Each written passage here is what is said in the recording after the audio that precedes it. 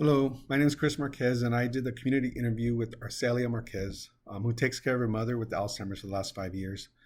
Um, I asked her the following questions. The first was, what is it like to be in this population? Described as it's a heartbreaking when it's a family member. She said it's a very humbling experience, and it's very difficult. She has to comprehend and understand that her mother is not her mother. The best way to describe it is that she's like in her own prison in her mind. When asked, is it hard to find services, resources, she said it initially was at first, but thankfully when she got diagnosed, she went through Kaiser and other hospitals. She realized that there's classes they have available. Also, LA County Alzheimer's Organization, she said there's resources there as well. When asked what are the challenges, she said just needing to take a break, but never having the time to. She was always told not to take it personal, try to detach herself, but realizes it's very, very difficult, especially at the early stages, because it's someone you love, and it's hard to see them going through this, and when words are said towards her. I asked her if there are any rewards, and she said yes, when understanding that there's a reason why God put her in this place. There's a lot of bad days, and a lot of times she realizes that, she doesn't feel or receive the love back. But in those days where her mother shows her the love back, that makes it more worth the while. When asked to describe a typical day routine, she often says her mother sleeps in, often denies foods, medications. So she has to be really creative how she phrases things, constantly give her prompts, kind of just help her guide her through it, and hopefully help her out. Some of the bad days, she realizes that she gets accused for stealing her money, clothings, just missing stuff, and she realizes there's no point in trying to argue or defend herself, because it's not going to go anywhere. Asking her how this affected her personal life, she says she's often tired. It takes a toll on her health. She's not always able to take care of herself or put herself first. And also her family members, even though they always say, oh, let us know, we'll help out.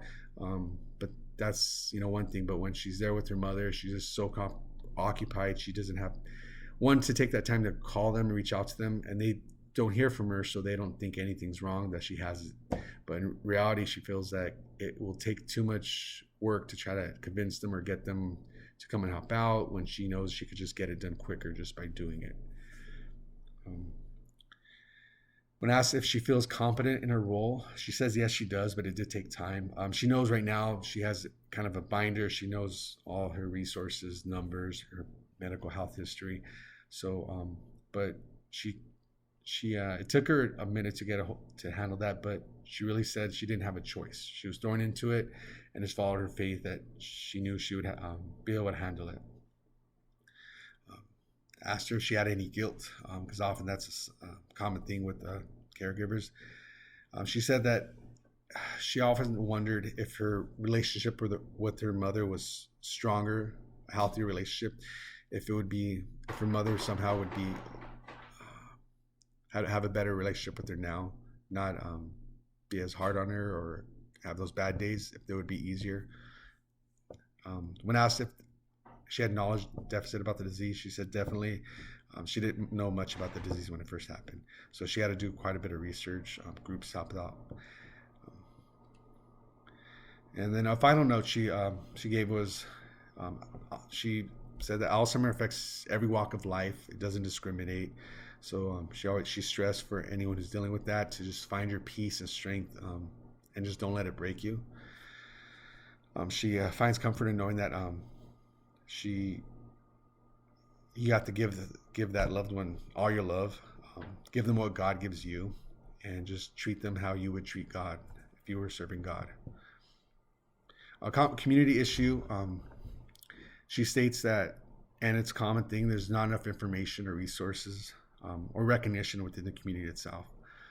She was hoping that, or thought something having maybe some kind of volunteer people, to help out more, not so much just community center, but even having something where they could come to the house I know during the pandemic's more difficult, but someone to help out, engage, do some puzzles, crafts with her mother, and also to maybe just have a conversation with her, just to um, kind of change up the routine. Um, Another thing is feeling a common theme that I noticed was feeling of wanting to run away. She's felt that many times, feeling inadequate, and then also a late diagnosis. That's what happened to her. It took over a year to get her mother diagnosed. So yeah, this is the summary of the interview, and there's a link if you wanted to watch the rest on YouTube. Thank you.